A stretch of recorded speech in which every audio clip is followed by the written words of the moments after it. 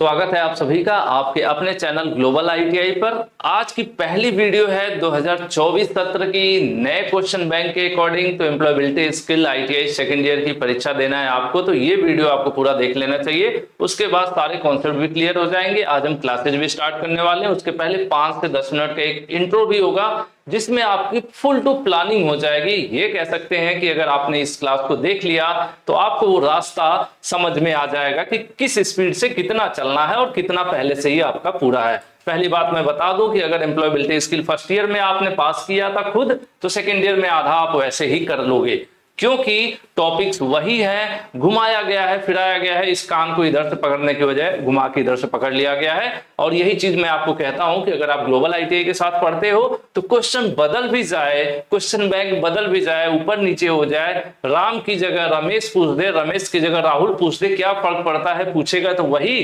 Communication, वही entrepreneurship, वही internet, वही कंप्यूटर, सब घुमा फिरा कर वही बेसिक इंग्लिश, चीजें वही है, रूप बदलता रहता है। तो आज भी हमने शर्ट बदल लिया है, नया शर्ट पहन लिया है, नई क्लास शुरू करनी है। तो शर्ट पसंद आए तो लाइक कर देना, मजाक कर रहा हूं, ठीक है। तो क्लास नंबर 1 होने वाली है किसके लिए भाई? 2024 में जो नया क्वेश्चन बैंक जारी किया गया है उसके अकॉर्डिंग चलने वाले हैं। आईटीआई सेकेंड ईयर सभी ट्रेड के बच्चे, पूरे भारत के बच्चे बिना कंफ्यूजन के साथ इस क्लास को आप देखो। मैं आपको अश्योर करता हूं कि भाई क्लास खत्म होने के बाद आपको अंदर से लगेगा हाँ यार ये तो मैं कर ही लूंगा। फिर आगे आगे जैसे बढ़ेगा कदम, फिर लगेगा 100% कर लूंगा, और जैसे क्लास खत्म हो जाएगी तो आपको लगेगा भाई बस मस्त है, ये तो कोई टेंशन वाली बात नहीं है। चलिए, इसको आपको अलग से पास भी करना होता है भाई, 50 नंबर का पेपर होता है। अब हम थोड़ा सा इसमें प्लानिंग कर लेते हैं कि करना क्या है। देखिए, मैंने एक लाइन लिखी है, लाइन लिखता हूं बेमतलब की कुछ भी नहीं होती है। पूरी तैयारी पूरा नंबर, इसका सिंपल सा फंडा है कि 50 आपको 50 नंबर का पेपर होगा, इसको अलग से पास होना होता है। पासिंग मार्क तो बहुत मुश्किल नहीं है। पासिंग मार्क कितना चाहिए आपको? सिर्फ 17 नंबर चाहिए होता है। 50 में से 17 नंबर मिलेगा, आप पास हो जाओगे। लेकिन हम लोग 17 नंबर के लिए कभी नहीं पास मतलब पढ़ते हैं। ग्लोबल आईटीआई पर अगर पढ़ रहे हैं या पढ़ा रहे हैं तो हमेशा टारगेट जो है एम्प्लॉयबिलिटी में 45, 40 प्लस, 40 के नीचे तो मैं बात ही नहीं करता यार। 40 के नीचे आना इसका मतलब आप पढ़े नहीं, ठीक है, जितना कहा उतना किए नहीं। नहीं तो मोस्टली बहुत से बच्चों के 48 आता है। आप में से ही बहुत से ऐसे लड़के होंगे जो फर्स्ट ईयर की परीक्षा में दबा दबा के 48 लाए होंगे। कुछ बहादुर तो 50 भी ला देते हैं 50 में, है ना। तो बहुत मुश्किल नहीं है, बहुत इजी सब्जेक्ट है। बस थोड़ा सा ध्यान देने वाली बात है कि पूरी तैयारी पूरा नंबर। इसका क्या मतलब है? इसका कहने का सिर्फ यही मतलब है कि जो क्वेश्चंस मैं आपको सॉल्व करवा रहा हूं, जब थोड़ा सा एक्सप्लेन करके उसके बारे में 2-2 4-4 लाइनें बताता हूं, उसको अगर कॉपी पेन पर अगर आप लिख लो ना, मुश्किल से 10 क्लास का नोट अगर आप बनाओगे भी, जो 2-2 4-4 लाइन बीच बीच में मैं बता देता हूं, वो आपके 5 पेज में भी नहीं होगा। लेकिन उस 5 पेज से आप एम्प्लॉयबिलिटी स्किल पास कर सकते हो, ठीक है। तो चलिए शुरू करते हैं। सबसे पहले भाई आप free PDF plus online test आपको इस वेबसाइट पर मिलेगा। अच्छे से इसको सेव कर लो, globaliti.org। इसको मैं अभी ओपन करके भी दिखा दूंगा। जो क्लासेस मैं आपको कराऊंगा, चैप्टर वाइज क्लासेस कराऊंगा। जैसे मान लो आज मैंने एक चैप्टर शुरू किया, तो उस चैप्टर के जितने भी क्वेश्चंस होंगे सभी क्वेश्चन को एक साथ करके एक पीडीएफ बना दूंगा इसको, ठीक है। फिर दूसरा चैप्टर होगा तो उसका दूसरा पीडीएफ बना दूंगा। तो चैप्टर वाइज इस बार मैं आपको पीडीएफ दे दूंगा, हिंदी इंग्लिश दोनों दे दूंगा, क्योंकि एग्जामिनेशन दोनों लैंग्वेज में होता है, हिंदी प्लस इंग्लिश में भी होता है। आप सेकेंड ईयर में है तो खैर आपको बताने की जरूरत नहीं, आपको पहले से ही पता है क्योंकि आपने फर्स्ट ईयर में एग्जाम दे चुका है, आपने पहले, है ना। तो हम रटना नहीं है, पहले से मेरा फंडा रहता है, रटो मत, समझ लो। और 2023 का जो मैंने पढ़ाया है 2023 के लिए स्पेशली, आप देखोगे उसके थंबनेल पे भी लिखा है आईटीआई एग्जाम 2023। तो 2023 में लगभग मैंने 360 क्वेश्चन कराए हैं, ठीक है। और 23 क्लासेज हैं। कितनी क्लासेज है? 23 क्लासेज हैं और 360 क्वेश्चन कराए हैं। ये आपको 100% देख लेना है, 100% आप इसको देख लेना, क्योंकि एक ही चीज को बार बार पढ़ा के आपको समय आपका बेकार करना या थंबनेल बदल बदल के आपको गुमराह करने का कोई मोटिव मेरा या मकसद नहीं है। और जो नया क्वेश्चन बैंक 2024 में है, यह जो प्लेलिस्ट होगी इसमें 135 क्वेश्चन है। मैक्स टू मैक्स ज्यादा से ज्यादा 10 वीडियो लेक्चर्स आपको इस पर देखने को मिलेगा। उसके 10 वीडियो लेक्चर का मैं एक टारगेट लेकर चल रहा हूं, हो सकता है उसके कम में भी खत्म कर दूं, बट मैं मिक्स नहीं करना चाहता। जैसे हर चैप्टर अलग अलग है तो कोशिश करूंगा कि जिसमें ज्यादा क्वेश्चंस होंगे उसको 2 वीडियो में, जिसमें कम होंगे उसको 1 वीडियो में कर दिया जाएगा, ठीक है। तो आपको करना क्या है, 360 क्वेश्चन ये और आपके 135 क्वेश्चन ये, यानी पूरी तैयारी पूरा नंबर, ये क्या होगा, यही होगा हमारा आपका टारगेट। ठीक है, तो इसको 10 क्लास और इधर के 23 क्लास, समय आपके भरपूर है आपके पास, इनको आपको कर लेना है। कैसे करना है वो भी मैं आपको बता देता हूं। ठीक है, इसके यहाँ पर कुछ, चलिए इसको हम डिस्कस करें। उसके पहले मैं आपको बता दूं कि भाई सबसे पहले YouTube में जाओ, ग्लोबल ITI सर्च करो और जुड़ो अपने सबसे बड़े परिवार से। भारत में ITI करने वाले बच्चों का सबसे बड़ा परिवार है, आप कह सकते हैं ग्लोबल ITI का।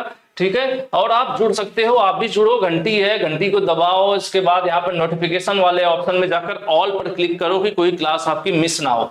उसके बाद इस लोगो के ऊपर आपको क्लिक कर देना है, जो यहाँ पे बना हुआ है ना ग्लोबल ITI, आपके मोबाइल में भी आ जाएगा सर्च करने के बाद। उसके बाद जाना है आपको प्लेलिस्ट के ऊपर क्लिक करना है और प्लेलिस्ट में तलाश करना है एम्प्लॉयबिलिटी स्किल सेकेंड ईयर। सभी ट्रेड के बच्चों की बात कर रहा हूं मैं, एम्प्लॉयबिलिटी स्किल सेकेंड ईयर, ये देख रहे हैं। इसमें एक नीचे ऑप्शन होता है व्यू फुल प्लेलिस्ट, इसी प्लेलिस्ट के ऊपर, इसके ऊपर जैसे आप क्लिक करोगे यहाँ पर कुछ क्लासेस दिखेंगी 2024 के नाम से। ये जो ग्रीन वाली है 1 to 9, इनको आप देखो, अच्छी बात है, नहीं देखो कोई फर्क नहीं पड़ता। हम कौन से देखने की बात कर रहे हैं, जो हम आपको बोले थे, ये क्लासेज है 24। ठीक है, 24 क्लासेज है employability skill second year class 24 ITI exam 2024 लिखा हुआ 10 महीने पहले की, यानी लास्ट ईयर की ये क्लासेज हैं।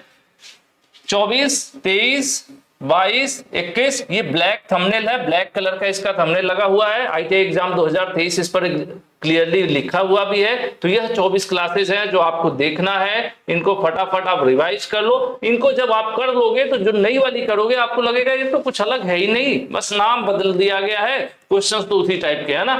तो ये क्लासेज आप पूरी यहां से देख लो, प्लेलिस्ट में जाओ, क्लास यहां से क्लास नंबर 1 से शुरू करना और इसमें देखना ना लिखा हुआ ITI exam 2023 target ITI exam 2023 इस तरह से लिखा हुआ है, तो इसको कर लो। ठीक है, पहला काम। उसके बाद नई क्लासेस तो आपकी यहीं पे ऐड होना शुरू हो जाएंगी, आज से यहाँ पर ऐड होना शुरू हो जाएंगे ऊपर की तरफ। तो नई क्लासेज हो गई 10, पुरानी हो गई 24।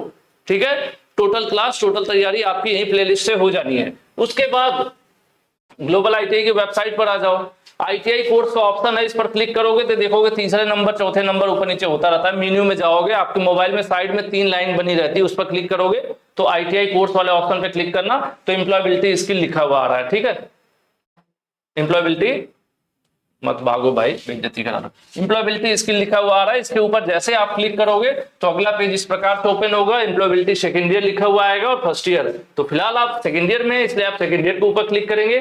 जैसे आप इसके ऊपर क्लिक करेंगे नेक्स्ट पेज इस तरह से यहाँ पर ओपन हो जाएगा और इसमें आप देखो नीचे की तरफ तो चीजें एक्सप्लेन की गई है, कितने नंबर का होता है, सारी डिटेल भी बताई गई है। साथ ही आप देखोगे यहाँ पर सेकेंड ईयर 2023 क्वेश्चन बैंक जो ओल्ड है, ओल्ड वही है जो मैंने आपको कहा ना 360 क्वेश्चन पढ़ना है, तो इसको भाई डाउनलोड कर लो, ओल्ड वाले को 360 हिंदी प्लस इंग्लिश में, ये हमारे द्वारा एडिट किया गया बनाया गया है, तो इसको आप पढ़ लेना। ठीक है, पहला काम। जैसे PDF भी पढ़ना है, तो हमने जब क्लास की बात की थी कि भाई आपको ये 360 करना है, तो 360 वाले का PDF पढ़ लो, प्लस इसका भी PDF, जैसे जैसे क्लास अपलोड होती जाएगी वैसे वैसे PDF मिलता जाएगा क्लास वाइज। तो इसके 10 क्लास के होंगे तो मान लो 10, इसके तो 5 PDF होंगे, 5 चैप्टर होंगे तो 5 PDF ये हो गए, और एक PDF में मैंने ये सारे क्वेश्चंस दे दिए हैं। कहां पर दे दिए, ये जो 2023 के नाम से, ध्यान से देखिए 2023 question bank by global ITI, आगे ओल्ड लिखा हुआ है तो इसको आप डाउनलोड कर लीजिए। उसके बाद जो क्लास वाइज क्वेश्चन लिखा है ना 2024, यहां पर आपको मॉड्यूल वाइज मिल जाएगा, अब यानी चैप्टर वाइज मिल जाएगा, इसको अपडेट कर दिया जाएगा 2024 के नाम से। चलो ये हो गया। अब टेस्ट की बात कर लें कि टेस्ट कहां है। मैंने देखिए सिलेबस पहले ही यहाँ पर दे दिया था कि basic career skills, future work, internet, इन्हीं के नाम से क्वेश्चन भी आपको मिलेगा। जैसे ये चैप्टर के नाम दिए हुए ना, इसी तरह से यहाँ पर ये हटा दिया जाएगा आप टोटल, क्योंकि टोटल को मैंने एक में दे दिया इस वाले में, एम्प्लॉयबिलिटी सेकेंड ईयर के नाम से 2023 bank question bank by global ITI। ठीक है, तो इसको आप डाउनलोड कर लेना 23 वाले को, बाकी 24 वाला हम आपको यहाँ पर चैप्टर वाइज दे देंगे। उसके बाद आ जाइए टेस्ट की बात कर लेते हैं। टेस्ट की बात कर लेते हैं तो ये रहा आपका इसी में second year all trade mock test. ठीक है, इस पर क्लिक कीजिए, थोड़ा बहुत एड वेड आएगा, इनको आने दीजिए जिससे कि ये चीज चल सके। ठीक है, जैसे आप टेस्ट पर क्लिक करोगे आप देखोगे नीचे की तरफ जाओगे तो यहाँ पर आपको प्रैक्टिस टेस्ट मिलेगा और ये निःशुल्क है, जितनी बार चाहो अटेम्प्ट करो। Test number 01 test number 02, test number 03, इस तरह से यहाँ पर टेस्ट अपडेट होते रहेंगे। तो यानी ओवरऑल पूरी प्लानिंग के साथ मैं आपके लिए यहाँ पर सब कुछ लेकर आ गया हूं। तो अब आपको थोड़ी सी बस मेहनत कर लेनी है। आपको थोड़ी सी मेहनत क्या करनी है, मैंने आपको बता दिया, एक बार हल्का सा फिर से रिवीजन करा देता हूं। ये चीज बहुत जरूरी है। पढ़ना तो हम लोग शुरू कर देंगे तो कर देंगे, अब रोज ये चीजें बात नहीं करेंगे। सबसे पहले क्या करना है आपको, इन क्वेश्चंस की प्लेलिस्ट से 2023 की वीडियोस देख लेनी है। ठीक है, वीडियो क्लास देखना है। कितनी क्लासेज हैं, 24। न्यू वाले की कितनी क्लासेज होने वाली है, max to max 10 video class होनी है। ठीक है, इसका एक पीडीएफ मैं पूरा दे दिया हूं। ठीक है, एक पीडीएफ 2023 के नाम से वेबसाइट पर, ओल्ड के नाम से दे दिया मैंने, वो पढ़ लीजिएगा। और इनका चैप्टर बाय चैप्टर 5 पीडीएफ दे दूंगा। 5 चैप्टर है तो पांचों का अलग अलग पीडीएफ दे दूंगा। तो बस इतना पढ़ना है, उसके बाद टेस्ट आप देते रहिए मजे से। टेस्ट वहां पर अपलोड ही हो रहा है ना। तो ये इतनी तैयारी और इधर जो जबरदस्त नंबर आना हमारा तय हो जाएगा। ठीक है, तो चलिए ये तो हो गई भाई भूमिका बनाने वाली बात और बताने की, क्योंकि हर वीडियो में इतना लंबा नहीं बताया समझाया जा सकता। पहली क्लास है इसलिए मैं इसको आपको बता दिया हूं। चलिए अब ये चैप्टर के नाम हम आपको बता दें कि कौन कौन से चैप्टर है। पहला चैप्टर है आपका बेसिक करियर स्किल, दूसरा है फ्यूचर वर्क स्किल, तीसरा है इंटरनेट स्किल, चौथा है प्रोफेशनल स्किल्स, उसके बाद आपका पांचवा एंटरप्रेन्योरशिप जो था आपका पहले, उसी का नाम एंटरप्रेन्योर कर दिया है। ठीक है, तो थोड़ा सा नाम में परिवर्तन है, काम वही है। कैसे, अभी जब हम क्लास के क्वेश्चंस उठाएंगे तो आपको समझ में आएगा भाई ये चीजें तो वही है। बेसिक करियर स्किल से स्टार्ट करते हैं। बेसिक करियर स्किल्स मतलब वो बुनियादी जरूरी कौशलता जो हमें अपने करियर में आगे बढ़ने में मदद करती है। शुरुआत कहां से होती है, जब हम आईटीआई पास करते हैं। पहला कदम होता है भैया बायोडेटा वगैरह बनाना, बायोडेटा बनाना, कवर लेटर बनाना, जॉब के लिए अप्लाई करना। तो शुरुआती उसी की बात कर रहा है, बेसिक करियर स्किल, शुरुआती बुनियादी दौर। जब हम आईटीआई कंप्लीट कर लेंगे तो कौन सी कौशलता है हमारे अंदर होनी चाहिए जिससे हम आगे की जॉब वगैरह के लिए अप्लाई कर सके। उसी से जुड़े बहुत ही आसान से सवाल आने वाले आपके यहाँ पर। ठीक है, जो आप पहले ही अगर सवाल समझ जाओगे, जो मैं हमेशा कहता हूं इकलौता ये ऐसा सब्जेक्ट है जिसमें अगर आप क्वेश्चन समझ लेते हो, सिर्फ क्वेश्चन समझ लेते हो, तो आंसर 50% क्वेश्चन के आप अपने आप दे लोगे बिना पढ़े।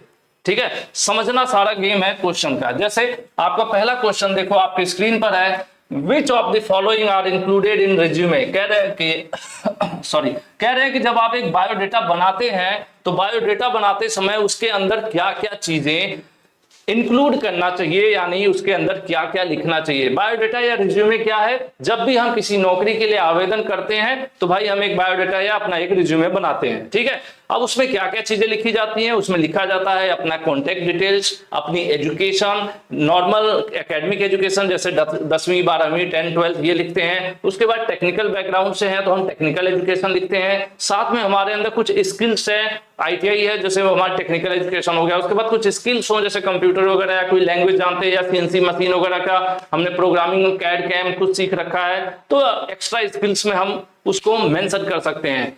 थोड़ा बहुत इस तरह की चीजें। उसके बाद कॉन्टेक्ट डिटेल्स ऑलरेडी हमने बता दिया, प्लस आपका जो क्यों अप्लाई कर रहे हो, आपके थोड़ा सा ऑब्जेक्टिव जनरली कि किसी कंपनी में आप क्यों अप्लाई करना चाह रहे हो, आपका क्या मोटिव है, आगे अपने भविष्य को किस प्रकार से देखते हैं, इस प्रकार से 1-2 लाइनें लिखी रहती हैं। तो ये बायोडेटा के मेन हिस्से होते हैं। तो यही कह रहा है कि इसमें आपको क्या क्या अपने बायोडेटा में शामिल करना चाहिए, यानी क्या क्या लिखना चाहिए। कह रहे हैं कि बचपन में आपकी जो मेमोरीज थी, कहाँ खेले, आपके बचपन के क्या सपने थे, ये सब लिखना चाहिए। नहीं भाई, ये सब लिखने की जरूरत नहीं है। या फिर डेली सुबह उठते हो, पड़ोसी के यहाँ झांकते हो, पिक्चर देखने जाते हो, छुट्टी की प्लानिंग करते हो रोज बैठे बैठे, ये सब लिखने की जरूरत नहीं है। और क्या है, कॉन्टेक्ट का इंफॉर्मेशन मतलब आपका मोबाइल नंबर, आपका ईमेल आईडी, एजुकेशनल डिटेल्स मतलब आपने 10वीं 12वीं कब किया, कहां से किया, कितने परसेंटेज के साथ किया, आईटीआई कहां से किया, अप्रेंटिस, ये इस तरह की चीजें लिखना। Skills and work experience. Work experience, skills मतलब वो चीजें जो आप कोर्स के अलावा भी जो जानते हैं। जैसे कुछ बच्चे ऐसे भी हो सकते हैं जो फिटर से आईटीआई किए हों लेकिन उनको वायरिंग का काम भी आता है, इलेक्ट्रिशियन के भी कुछ काम जानते हैं, मोटर वाइंडिंग कोई जानता होगा तो उसको स्किल में दिखा सकता है। या फिर कोई ऐसा होगा जो एमएस ऑफिस यूज करना जानता होगा, कंप्यूटर अच्छे से चलाना जानता है, भले वो आईटीआई किया है फिटर या मैकेनिकल या इलेक्ट्रिशियन से या मशीनिस्ट से या इलेक्ट्रॉनिक से, लेकिन उसको कंप्यूटर भी अच्छे से आता है, एमएस ऑफिस वगैरह यूज करना, पावर पॉइंट पीपीटी बनाना, एक्सेल बनाना, एमएस वर्ड में टाइपिंग करना, ये सब चीजें आती हैं तो वो स्किल में लिख सकता है उन चीजों को। ठीक है, तो ये चीजें दर्ज की जाती हैं कहाँ, जब हम बायोडेटा बनाते हैं। तो ऐसे में आपका आंसर क्या सही होगा, डी सही होगा। सिंपल सी बात है कि अगर आप समझ गए कि भाई बायोडेटा बनाएंगे तो आप यही ना लिखेंगे, ये सब उसमें लिखेंगे कि आपने पहले कहीं काम किया है, अगर हो सकता हो आपने पहले अप्रेंटिस किया हो तो उसको आप दिखा सकते हो कि हाँ आपने 1 ईयर अप्रेंटिस किया है, या कहीं 1 महीने का आपने इंटर्नशिप किया है, ट्रेनिंग किया है, वो चीजें आप दिखा सकते हो। लेकिन अब इसमें ये थोड़े कि बचपन में मैं आम तोड़ने जाता था पड़ोसी के बाउंड्री को कूद के, या फिर कभी कुछ भी, मतलब वो सब चीजें हम नहीं वहां पर लिख सकते। हमारा फेवरेट खाना कौन सा है कि मुझे खाने का बड़ा शौक, मम्मी ये वाला पनीर की सब्जी बनाती है, ये सब चीजें लिखने की जरूरत नहीं होती है। मेन इंपॉर्टेंट क्या है, वो लास्ट वाले ऑप्शन में है, इसलिए यहाँ पर आंसर डी हो जाएगा। ठीक है, उम्मीद है आपको समझ में आया होगा, बहुत बड़ा गेम इसमें कुछ है नहीं। उसके बाद अगला सवाल जो आपकी स्क्रीन पर है, क्या भाई, Raghav is applying for a job eight marketing firm. Raghav एक कंपनी के लिए, एक कंपनी में नौकरी के लिए आवेदन कर रहे हैं। वो कंपनी क्या करती है, मार्केटिंग का काम करती है। मार्केटिंग आजकल डिजिटल मार्केटिंग है, और पहले तो ऑफलाइन मार्केटिंग ज्यादा होती थी, आजकल ऑनलाइन ज्यादा होती है। आप देखते हैं जब भी यूट्यूब ओपन करते हैं दुनिया भर के ऐड आते हैं, फेसबुक ओपन करते हैं ऐड आते हैं, इंस्टाग्राम ऐड आते हैं। तो डिजिटल मार्केटिंग के लिए मान लेते हैं कंपनी है, उसके लिए जॉब के लिए अप्लाई कर रहे हैं। कौन अप्लाई कर रहे हैं, राघव। साथ ही what will make his cover letter easy to read. आप देखो समस्या क्या आ गई, आपको समझना होगा कि कवर लेटर क्या होता है। सबसे पहले समझना होगा कवर लेटर। ठीक है, इसके पहले की क्लासेज में भी ये सब हम लोगों ने डिस्कस किया था। कवर लेटर ये होता है, जैसे एक एग्जांपल, एकदम देसी सा एग्जांपल दूं, मेरे पास फिलहाल आसपास है नहीं वो देसी वाला एग्जांपल, नहीं तो उठा के दिखा देता आपको। कि एक शादी का कार्ड आपने देखा होगा, एक शादी का कार्ड आपने देखा होगा, तो शादी के कार्ड के ऊपर एक लिफाफा होता है। एग्जांपल सिर्फ दे रहा हूं मैं। लिफाफा पे ऊपर क्या होता है, बेसिक डिटेल्स होती है। इस दिन शादी है, भेजने वाला यह है, इनके लड़के का नाम, लड़की का नाम, दिनांक, बहुत बेसिक डिटेल लिखी रहती है। भेजने वाले का पता रहता है कि हाँ उनके यहाँ शादी है। उसके बाद जब आप उस कवर को हटाते हैं, फिर अंदर पूरा डिटेल लिखा रहता है, कहाँ से बारात जाएगी, कितने बजे जाएगी, किस दिन तिलक होगा, किस दिन शादी होगी, किस दिन रिंग सेरेमनी है, A to Z, बहु भोज। ओहो, मजा आ जाता है फ्री पूरी दाबने में ना। तो ये सारी डिटेल कहाँ मिलती है, अंदर मिलती है। तो इसी प्रकार से अगर हम किसी कंपनी के लिए अप्लाई करने जाते हैं तो हमारे बायोडेटा में तो सारी डिटेल होगी। मेरा कॉन्टैक्ट डिटेल होगा, मेरा वर्क एक्सपीरियंस होगा, मेरी एजुकेशनल क्वालिफिकेशन होगी, मेरी हॉबीज भी मेंशन कर सकते हैं, स्किल्स मेंशन कर सकते हैं, एड्रेसेस वगैरह मेंशन कर सकते हैं, ये सारी चीजें होती हैं। लेकिन उसके ऊपर एक कवर लेटर लगाया जाता है, और कवर लेटर में हम ये लिखते हैं बहुत शॉर्ट में, उसी चीज को शॉर्ट में लिखते हैं, उसी चीज को शॉर्ट में लिखते हैं। सीधे सीधे जिस कंपनी में अप्लाई कर रहे हैं, किस पोस्ट के लिए अप्लाई कर रहे हैं, ये लिखते हैं। पहले तो उस कंपनी के एचआर के नाम उस लेटर पे क्या लिखते हैं, जो कवर लेटर होता है। कवर लेटर एक तरह समझ लीजिए किसी भी किताब की विषय सूची। जैसे आपने देखा, अगर मैं दिखाऊं यहां पर, आपने देखा नहीं, अब आप देखो ये बुक है, बुक के अंदर इतने सारे चैप्टर्स हैं, इतने सारे चैप्टर्स हैं। ठीक है, ये सारे चैप्टर्स शॉर्ट में क्या किया जाता है, उन्हीं चैप्टर्स का बाहर नाम दे दिया जाता है, जिसको हम लोग विषय सूची या इंडेक्स कहते हैं। यहाँ पर आप देखते हो सभी चैप्टर्स के नाम होते हैं कि उसके अंदर कौन कौन से टॉपिक है, फिर बाकी डिटेल अंदर होती है। तो उसी प्रकार से जब भी हम किसी जॉब के लिए अप्लाई करते हैं तो अपना बायोडाटा, रिज्यूमे या उसके साथ जो डॉक्यूमेंट्स की जीरोक्स वगैरह अगर हम भेज रहे हैं, डिपेंड करता है कि इस प्रकार की जॉब है क्या भेज रहे हैं, तो उसके ऊपर एक कवर लेटर लगाते हैं। ठीक है, एक लेटर होता है जिसमें एचआर, उस कंपनी के एचआर के नाम लिखा जाता है और सब्जेक्ट लिखा जाता है कि हम किस विषय में ये डॉक्यूमेंट या ये रिज्यूमे आपको भेज रहे हैं। उसमें आप ये लिख सकते हो कि आपके यहाँ मार्केटिंग फॉर्म में जो जॉब वैकेंसी है, उस जिस भी पोस्ट के लिए, उस पोस्ट को मेंशन करेंगे, उसके लिए मैं आवेदन कर रहा हूं और मुझे लगता है कि मैं आपके इस पद के लिए एलिजिबल हूं, और कृपया मेरे इस बायोडाटा को देखते हुए एक बार कंसीडर किया जाए। एक तरह से एक शॉर्ट छोटा सा इंट्रोडक्शन होता है आपके बारे में, और नीचे आप अपना डिटेल विटेल, एड्रेस, नाम, मोबाइल नंबर लिखते हैं और ऊपर लगाते हैं, वो कवर लेटर कहलाता है। ठीक है, तो वही चीज है कि ये जब राघव एक मार्केटिंग फर्म में नौकरी के लिए आवेदन कर रहे हैं और कवर लेटर को पढ़ना आसान कैसे होगा, इनको कैसा कवर लेटर लिखना चाहिए कि कंपनी वाले को मिले तो उसके लिए पढ़ना आसान हो जाए।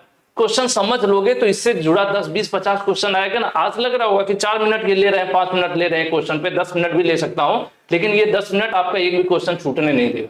कवर लेटर समझ लिया, गेम खत्म है ना। तो मैं क्वेश्चंस के दौरान भी इतना कुछ पढ़ा देता हूं कि जो आपको कई बार लगता है ना कि मैं तो क्लास नहीं जा पाया, मैं तो पेड कोर्स नहीं ले पाया, मैं तो किताब नहीं खरीद पाया, आप बस विश्वास के साथ पूरी क्लास देख लो, सब कवर हो जाएगा आपका। तो कवर लेटर, ठीक है, क्या हुआ, शॉर्ट इंट्रोडक्शन हुआ, जिससे आसानी से सामने वाले को समझ में आ जाएगा। कंपनी वाला अब आपका 10 पेज का बायोडेटा और डिटेल सब थोड़ी चेक करेगा, ऊपर देखेगा कि किस बारे में है, उसको तुरंत समझ में आ जाएगा कि ये जॉब के लिए अप्लाई किया है बंदे ने, ठीक है। तो होता क्या है, लंबा डिस्क्रिप्शन नहीं होता है, कवर लेटर लंबा डिस्क्रिप्शन नहीं होता है, ना ही आप बड़े बड़े अक्षर लिख दोगे उस पे, जो छोटी चीज है उसी को बड़े बड़े लेटर में लिख दो कि नहीं ये तो कवर लेटर इसलिए बड़ा बड़ा अक्षर छापूंगा उस पे, नहीं, ऐसा कुछ नहीं होता। ये क्या होता है, जो भी चीजें हमें लिखनी होती है ना उसको शॉर्ट पैराग्राफ में हम लिख देते हैं, मतलब अपना एक तरह से हम जो भी अप्लाई कर रहे हैं, मेरी जो बेसिक डिटेल्स हैं उसको शॉर्ट में लिख देते हैं। बायोडेटा में भले ही हम एक्सप्लेन करें, लेकिन कवर लेटर एक तरह से कहा जाए तो क्या होता है, एक शॉर्ट इंट्रोडक्शन होता है, एक छोटा सा इंट्रोडक्शन होता है मेरा, और मैं जिस कंपनी में जिस पद के लिए अप्लाई कर रहा हूं उसके बारे में उसमें लिखा रहता है सब्जेक्ट, ठीक है, वही होता है कवर लेटर, ठीक है। चलिए आगे बढ़ते, एक और एग्जांपल ले दो। कई बार हम लोगों के पास डायरेक्टर वगैरह के यहाँ से जब डॉक्यूमेंट्स मांगे जाते हैं कि आपके यहाँ कितने बच्चे 2023, 24, 25 में एडमिशन लिए, कौन कितना पास हुआ, कितने परसेंट के साथ पास हुआ, उनकी लिस्ट दीजिए, उनकी स्टेट गवर्नमेंट की लिस्ट दीजिए, उनकी सेंट्रल की लिस्ट दीजिए, उसके अलावा रिजल्ट शीट दीजिए, ऐसे 4-5 डॉक्यूमेंट सब मांग देते हैं जब डायरेक्टर वगैरह लोग। तब क्या किया जाता है, एक कवर लेटर बनाया जाता है, उसमें लिखा जाता है विषय में कि आपके पत्रांक संख्या इतने द्वारा मांगे गए डिटेल्स को हम उपलब्ध करा रहे हैं, जिसमें कि ये चीजें शामिल हैं, कृपया उसके बाद संलग्न करके लिख देते हैं कि ये लिस्ट ये लिस्ट ये लिस्ट ये लिस्ट, नीचे साइन मोर कर देते हैं। यानी एक छोटा इंट्रोडक्शन हम दे देते हैं कि इस फाइल के अंदर क्या क्या है, तो वो क्या कहलाता है, वही कवर लेटर या कवरिंग कहते हैं कभी कभी, ठीक है। मुझे उम्मीद है आप समझ गए होंगे। चलिए आगे बढ़ते हैं। To apply for a job, what is next step after making a impactful resume? आप नौकरी के लिए आवेदन करने का पूरा प्लान कर लिया आपने, और बायोडेटा भी बना लिया आपने, बायोडेटा भी बना लिया, बढ़िया रिज्यूम बना लिया, टनाटन एकदम तैयार है, और अब जॉब के लिए अप्लाई करना है। अब अगला कदम क्या होना चाहिए आपका, तो अगला कदम होगा हमारा, हम कवर लेटर तैयार करें, क्योंकि जो कुछ भी हम कहीं भेज रहे हैं ना, तो उसका एक छोटा सा इंट्रोडक्शन हो, जिससे ऊपर ऊपर ही देख के किसी को समझ में आ जाए कि अंदर क्या है भाई, एक तरह से लिफाफे को देख के अंदाजा लग जाए कि अंदर क्या माल है ना। तो अंदाजा लगा लेते हैं लोग, मोटा लिफाफा है तो ज्यादा पैसा, वो अलग बात है। कोई लोग क्या करें, कुछ लोग 500 की नोट देंगे तो उनका लिफाफा पतला होगा, कोई 10-10 की भर देगा तो लगेगा कि बहुत बढ़िया लिफाफा दिया है लेकिन पता चले वो 500 ही हो। तो वही चीज है कि जब भी आप किसी को, जब आप अपना क्या कर लेते हैं, रिज्यूम या बायोडेटा, नौकरी के लिए आवेदन करते समय जब आप अपना रिज्यूमे बना लेते हैं, अपना बायोडेटा बना लेते हैं, तो अगला कदम क्या होता है, आपको एक अच्छा सा कवर लेटर लिखना होता है। कवर लेटर हर कंपनी के लिए अलग अलग होगा। बायोडेटा तो आपने अपना एक बार बना लिया, तो आपने अपना ठीक है सेट कर दिया भाई कि मेरा 10वीं में इतना था, ITI ये है, मेरी स्किल्स ये है, सब कुछ है, आपका बायोडेटा सेट है। लेकिन कवर लेटर हर कंपनी के लिए अलग अलग लिखा जाएगा। क्यों? हर कंपनी के बारे में आप लिखेंगे कि उस HR का नाम लिखेंगे, उस कंपनी का नाम लिखेंगे, उसके यहाँ जो पद खाली है उसके यहाँ क्यों आवेदन कर रहे हैं, आपकी क्या स्किल्स हैं जो उसके कंपनी में यूटिलाइज हो सकती हैं, आप किस प्रकार से उस कंपनी के लिए फायदेमंद साबित हो सकते हैं, यह चीजें लिखी जाती हैं कवर लेटर पर। तो हर कंपनी का वर्क नेचर अलग होगा, तो इसलिए जब अलग अलग कंपनी में आप आवेदन करोगे तो हर कंपनी के लिए अलग अलग आप कवर लेटर लिखोगे, जबकि आपका रिज्यूमे एक चल सकता है कई जगहों पे, ठीक है। तो ये भी एक नई चीज आपको मैंने आपको बता दिया, कहीं ऐसा सवाल बन गया तो आप सही कर लोगे, है ना। तो फिलहाल अगला हमारा कदम होता है बायोडेटा के बाद कि एक हम कवर लेटर अच्छा सा बनाएं, उसके बाद बाकी चीजें हो जाती हैं कि बन गया तो फिर हम भेजेंगे, उसके बाद इंटरव्यू की तैयारी करना या नौकरी आवेदन करना, सब बात की बात है। कवर लेटर रिज्यूमे के बाद हम तैयार करते हैं। उसके बाद अगली बात आ गई यहाँ पर प्रवन की। प्रवन is working on his resume. प्रवन जो है अपना बायोडेटा यानी रिज्यूम बना रहे हैं व्हाइल रिव्यूइंग हिज रिज्यूम। अब रिज्यूम को एक निगाह देख रहे हैं। जैसे कई बार होता है ना कि आपने कोई काम किया, नोट्स बनाया, तो आपको चेक करना पड़ेगा ना सब कुछ सही से लिखा है कि नहीं। आपने रिज्यूमे बनाया तो देखना होगा कि आपका मोबाइल नंबर सही है कि नहीं, हाई स्कूल डिटेल सही है कि नहीं, पासिंग ईयर सही आपने डाला है। कई बार होता है ना टाइपिंग मिस्टेक हो गया, गलती हो गई, तो वही पूछ रहा है कि जब ये चेक कर रहे हैं, यानी अपने ही रिज्यूम को खुद ही चेक कर रहे हैं, तो what should Pranav keep in mind, तो उन्हें अपने दिमाग में क्या चीजें ध्यान रखनी चाहिए। सब मिलाकर प्रणव ने क्या किया, अपना बायोडेटा बनाया। बायोडेटा बनाने के बाद अपने बायोडेटा को चेक कर रहे हैं, और चेक करते समय क्या क्या ध्यान रखना होगा, उनको ध्यान रखना होगा कि उनके बायोडेटा में स्पेलिंग और ग्रामर गलत नहीं रहना चाहिए। ये तो सही बात है भाई, भले ही आपकी इंग्लिश वीक हो, लेकिन यार गलत बायोडेटा में ही अगर गलत लिख के स्पेलिंग वगैरह भेज दोगे तब तो कबाड़ा हो जाएगा ना। तो इंग्लिश स्पेलिंग और ग्रामर सही होना चाहिए। उसके बाद कह रहे हैं ensure the information provided is correct, जो कुछ भी आप उसमें लिख रहे हो वो जानकारी सही होनी चाहिए। जैसे अगर आप लिख रहे हो कि 10वीं है, आप 12वीं है, आप ITI है, आप डिप्लोमा है, आप 2 साल का अनुभव लिए हैं, जो कुछ भी लिखे हैं सत्य लिखे, सही लिखे, ऐसा नहीं कि फर्जी लिख दिए, ITI किए नहीं और लिख दिए ITI पास हूं मैं, है ना। तो ये चीज हो गया, तो ये भी सही हो गया आंसर। लास्ट कह रहा है highlight skills and qualifications that match the job, ये कह रहे हैं कि नौकरी जो है, नौकरी में क्या मांगा गया है, अगर वो चीज आपके पास है तो उसको थोड़ा सा हाईलाइट करके लिखिए, उसको हाईलाइट करके लिखिए। अगर कहीं पर वैकेंसी आई है उसमें बोला गया है कि ITI पास के साथ साथ कंप्यूटर का नॉलेज को वरीयता दी जाएगी, तो जब आप अपना बायोडाटा बनाओ तो आप कंप्यूटर स्किल वाले को क्या करो, थोड़ा सा बोल्ड कर दो, थोड़ा हाईलाइट कर दो, जैसे तुरंत निगाह पड़ जाए कि अरे इस लड़के को तो इलेक्ट्रीशियन तो है लेकिन अच्छा इसको कंप्यूटर भी जानकारी है। तो वही चीज ये कहना चाहते हैं। तो ऐसे में तो ये भी सही है, ये भी सही है, ये भी सही है। जब सब सही है तो हम लोग क्या कहते हैं, हम लोग कहते हैं इन सबको सही करो, आंसर डी को ले दो, ठीक है। यानी ऊपर लिखे सभी जो आंसर है सही है, ABC सब सही है, ऑल ऑफ दीज यहाँ पर हो जाएगा आंसर, ठीक है। चलिए आगे बढ़ते हैं।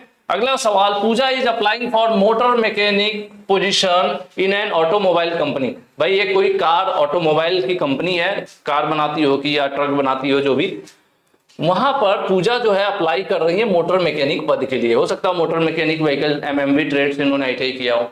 What should she is included? What should she included in her cover letter? अब पूजा जब मोटर मैकेनिक पद के लिए आवेदन कर रही हैं तो अपने कवर लेटर में उनको क्या शामिल करना चाहिए, यानी जब वो कवर लेटर लिख रही है, ऊपर बायोडेटा में तो सब लिखेंगे ही, लेकिन कवर लेटर लिखते समय क्या क्या चीजें कवर लेटर में उनको लिखना चाहिए। सबसे पहली चीज, सैलरी आप कितना चाहते हैं कंपनी से, ये कभी ना लिखें, क्योंकि सामने वाला ये कभी नहीं पसंद करता कि आप मुंह फाड़ के उससे बोलो।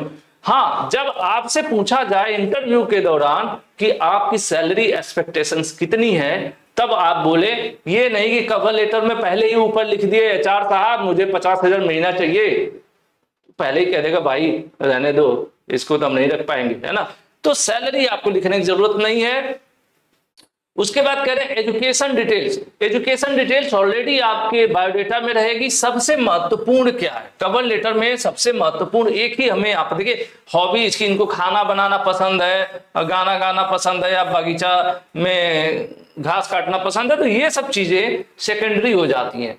हमें शॉर्ट इंट्रोडक्शन देना है, तो हम देंगे क्या, हम ये लिखेंगे बायोडेटा में कि ये जो है उस कंपनी के लिए क्यों सुटेबल है, जैसे कंपनी इन्हें क्यों चुने, ठीक है। आपको रीजन अपने कवर लेटर में ये लिखना होगा कि आप जो उस कंपनी के लिए क्यों फिट है। Reason why she suitable for the role, कि जो पद है, जिस पद के लिए आप अप्लाई कर रहे हैं उसके लिए आप क्यों सुटेबल है, यानी कंपनी आपको क्यों सेलेक्ट करे, ये चीज कवर लेटर में लिखा जाता है। क्या लिखोगे, ये लिख सकती हैं कि सर आपके कंपनी में मोटर मैकेनिक पद पर वैकेंसी है और मेरे पास मोटर मैकेनिक ट्रेड से ITI के साथ साथ 1 साल का अप्रेंटिस का अनुभव है, इसलिए मुझे एक बार मौका जरूर दें।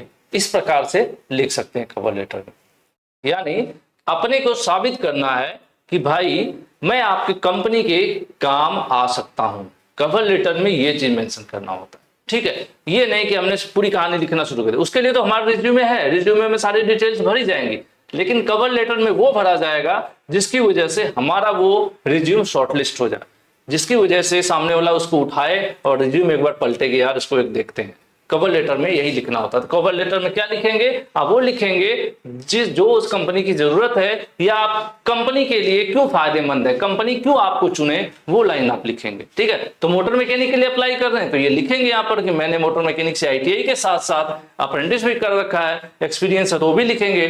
कि मैंने पास एक्सपीरियंस भी है जो जरूर आपकी कंपनी की ग्रोथ और मेरी कंपनी के मेरे सेल्फ ग्रोथ और आपकी कंपनी की ग्रोथ के लिए बेनिफिशियल हो सकता है, कृपया मुझे मौका दें इंटरव्यू का, इस तरह से कुछ लिख सकते हैं। ठीक है, तो यहां पर आंसर सी सही हो जाएगा।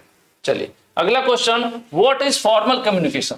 देखिए मैंने हमेशा से बताया है, फर्स्ट ईयर में भी आपको बताया था कि जहां पर भी ऑफिस वाली बातचीत आ जाए, ऑफिस वाली फीलिंग आने लगेगी, जब भी ऑफिस वाली फीलिंग आने लगेगी वो फॉर्मल कम्युनिकेशन कहलाएगा। और जब भी घर, दोस्त, यार, रिश्तेदार, पार्टी ये सब आने लगेंगे वहां पे इनफॉर्मल कम्युनिकेशन हो जाएगा।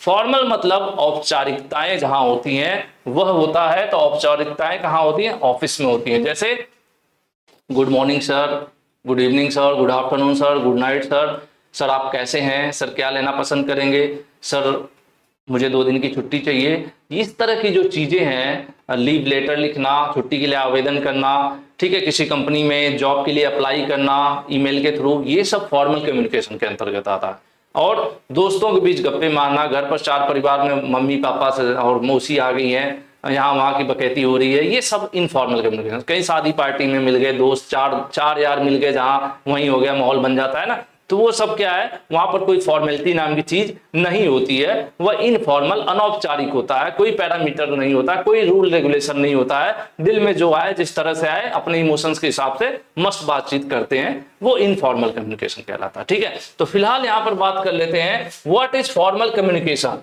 तो देखिए फॉर्मल कम्युनिकेशन मैंने कहा ऑफिस वाले चीज पकड़ लीजिए, official communication following set of rules, यानी ऐसा कम्युनिकेशन जिसमें नियमों का समूह हो, ऑफिशियल कम्युनिकेशन हो। नियमों का समूह मतलब समझ रहे हैं, आपने देखा होगा फैक्ट्रीज इंडस्ट्रीज में रहता है ना कि हमारे एचआर हैं तो उनसे कैसे बात करना है, साथ वाले से कैसे बात करना है। अगर आपके साथ में काम करने वाला है व्यक्ति तो उसके साथ आप इनफॉर्मली भी बात कर लेते हैं, भले ही ऑफिस में ही क्यों ना हो, लेकिन जब बॉस आ जाता है तो उसके साथ सट सट करके बात करने लगते हैं, है ना, क्योंकि वो सेट ऑफ रूल्स है, वो नियम बनाया गया है कि भाई बॉस है, सीनियर है, तो उससे कैसे बात करना है। ठीक है, तो यहां पर इसी आंसर को सीधे सीधे आप पकड़ लीजिए, आंसर बी सही हो जाएगा। बाकी देखिए दोस्तों के साथ और फैमिली के साथ बातचीत करोगे ना, इनफॉर्मल हो जाएगा। कैजुअल चैटिंग हो रही है सोशल मीडिया पर, इनफॉर्मल हो जाएगा। रिटेन कम्युनिकेशन का कोई लेना देना यहां पर नहीं है, क्योंकि यहां पर रिटेन, वर्बल, नॉन वर्बल इस तरह से कुछ पूछा नहीं है, तो ये सिर्फ कंफ्यूज करने के लिए दिया हुआ। ठीक है, तो जब भी ऑफिस वाली फीलिंग आ जाए, जिस भी कम्युनिकेशन में ऑफिस वाली फीलिंग आ जाए या ऑफिस वाला शब्द आ जाए, उसको तुरंत फॉर्मल में पकड़ लेना। और बता दे रहा हूं, इनफॉर्मल पकड़ने का बता रहा हूं क्या है। अगर कहीं पर हे, हाय, व्हाट्सएप,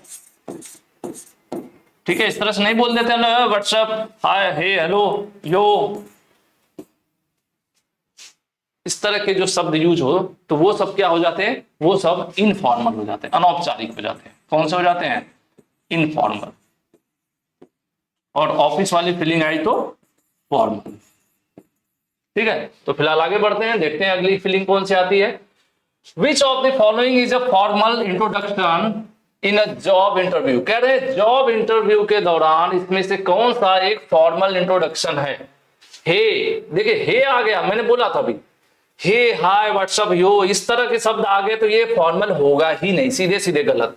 हाय गलत, यो गलत, good morning, good afternoon sir, I am Parmeet, I want to thank you for considering me for this role, यानी मुझे, good morning sir, good afternoon sir, मुझे इस पद के लिए या मुझे चुनने के लिए आपका बहुत बहुत धन्यवाद, थैंक यू। इस तरह के जो शब्द आ गए ये क्या हो गए, यहाँ पर आपको दिख रहा है ना कि यार यहाँ पे एक सीनियर जूनियर या एक रिस्पेक्ट वाली बातचीत चल रही है, तो ये होगा हमारा, क्या होगा, ये होगा फॉर्मल कम्युनिकेशन, क्योंकि इस बातचीत में ऑफिस वाली फीलिंग आ रही है। जहां ऑफिस वाली फीलिंग आई वही चीज। परमीत, मेरा नाम परमीत है, मैं इस रोल के लिए यानी जिस जॉब के लिए आपने मुझे चुनने के लिए बहुत बहुत धन्यवाद करना चाहता हूं। इस तरह के शब्द जब इस्तेमाल होने लगेंगे फॉर्मल हो जाएगा। अब ये नहीं अरे मैं परमीत आपसे मिलकर खुशी हुई, नमस्ते मैं परमीत, मुझे बुलाने के लिए थैंक यू, हे, हाय, ये वाला शब्द जो है ना ये इनफॉर्मल में, हे, हाय, यो, ठीक है, इनको ध्यान रखो, ये फंसा देंगे आपको। हिंदी पढ़ोगे तो कंफ्यूज हो जाओगे, इंग्लिश में ध्यान देना पड़ेगा, हे, हाय, हेलो, इनको पहचान लो, ये सब के सब इनफॉर्मल वाले हैं गुंडे। ठीक है, ये सब इनफॉर्मल वाले गुंडे हैं। जब भी good afternoon, good morning, good evening, thank you, welcome, इस तरह की चीजें आने लगेंगी तो फॉर्मल हो जाएगा। ठीक है, चलिए आगे बढ़ते हैं। अगला सवाल कह रहा है what is an example of formal written communication. Formal communication है लेकिन रिटन की बात कर रहा है, लिखित में। फॉर्मल भी है लेकिन लिखित है, वो कौन सा हो सकता है? देखो, दोस्तों से अगर आप चैटिंग कर रहे हो ना तो फॉर्मल कम्युनिकेशन नहीं होगा। व्हाट्सएप पे मैसेज कर रहे हो तो वो भी फॉर्मल कम्युनिकेशन नहीं होगा। सोशल मीडिया पर कुछ भी पोस्ट कर रहे हो, अपना दुख दर्द लिखकर कोई शायरी वारी लिख दे रहे हो कि शीशे जैसा दिल टूट गया है ना, ऐसा कुछ शायरी वारी लिख के आप पोस्ट कर रहे हो तो वो सब जो है फॉर्मल नहीं कहलाएगा। लेकिन आप अपने मैनेजर को कोई मेल भेज रहे हैं, आप अपने मैनेजर को कोई मेल भेज रहे हैं तो वो क्या कहलाएगा? वही कहलाएगा आपका फॉर्मल कम्युनिकेशन। लेकिन कौन सा वाला? रिटेन, क्योंकि आप लिख रहे हो। क्योंकि ईमेल आप क्या करते हो? लिखते हो। तो ईमेल क्या है? ईमेल एक फॉर्मल कम्युनिकेशन है लेकिन किस रूप में है? रिटेन है, लिखा हुआ है। ठीक है।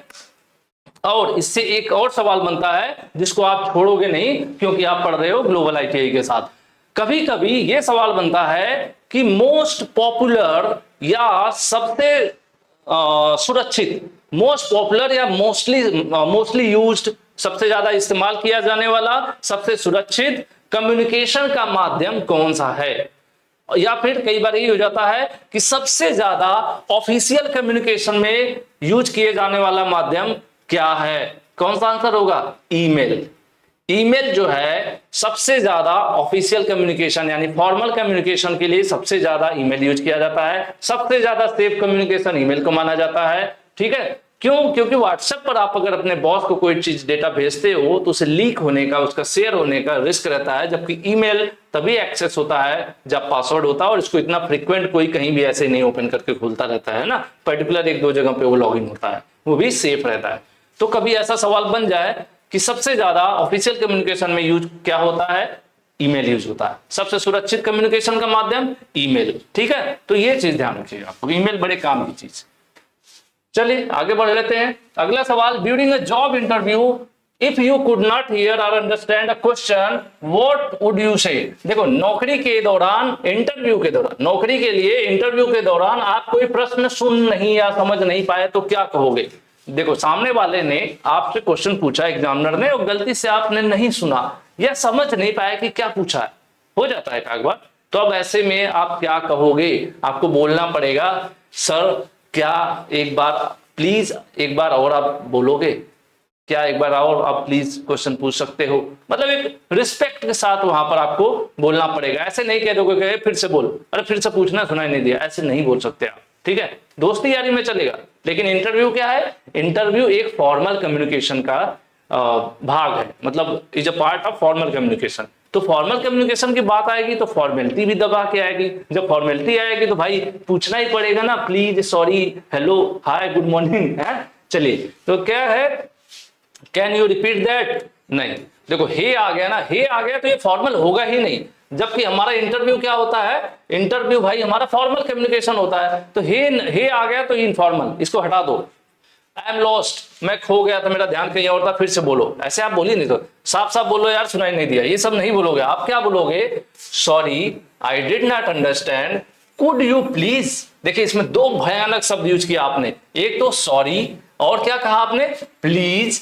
सॉरी प्लीज, है ना, सॉरी प्लीज मतलब क्या? फॉर्मल, है ना। तो यहाँ पे आंसर आपका ए हो जाएगा। ठीक है, आंसर क्या हो जाएगा? ए हो जाएगा।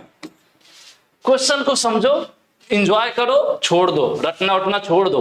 यहां तक पहुंचे हो तो रटना मत, यहां पहुंचे हो और रट रहे हो तो फिर बेकार, बेकार है, फिर सारी मेहनत बेकार। ठीक है, समझ गए होगे मुझे लग रहा है।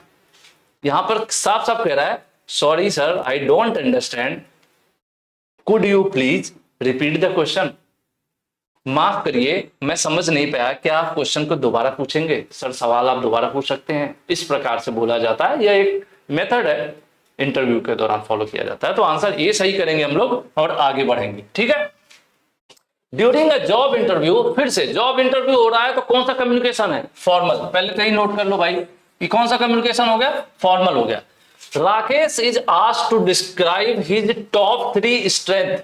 राकेश से इंटरव्यू लेने वाले ने पूछा कि अपनी कोई 3 स्ट्रेंथ बताओ, 3 क्वालिटीज बताओ जो तुम्हारे अंदर अच्छी हैं। ऐसी क्या 3 क्षमताएं हैं तुम्हारी, वो कौन सी तुम्हारी 3 स्किल्स हैं?